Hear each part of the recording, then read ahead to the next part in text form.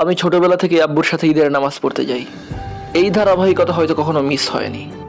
তফাৎটা শুধু এখানেই, আগে আব্বুর খুলে চলে যেতাম, আর এখন পায়ে হেঁটে যাই। আর আগে আব্বুর মুখে একটা হাসি থাকতো, যেটা এখন আর দেখি না। আব্বুর অনেক স্বপ্ন ছিল, অনেক আশা ছিল আমায় নিয়ে, যার কিছুই আমি পূরণ করতে পারিনি। এত ভালোবাসার বিনিময়ে কেবল কষ্টই দিলাম, আঘাতে দিলাম। আজ আব্বু অসুস্থ, হয়তোবা আমারই কারণে, আমারই দুশ্চিন্তায় দায়ী আমি। তোমাকে অনেক কথা বলার ছিল আব্বু, যা সামনাসামনি বলে হয়ে ওঠেনি কখনো। তুমি সত্যি অনেক অনেক সেরা সন্তান ডিজার্ভ করো। সত্যি আমি তোমার যোগ্য সন্তান হয়ে উঠতে পারিনি।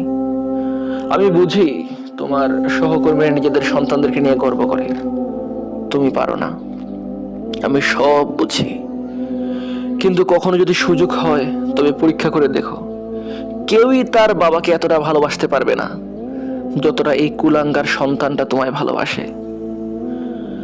তুমি আমার গর্ব আব্বু, আমার জীবনের সুপার হিরো, আমার জীবনের সবচেয়ে বড় নায়ক।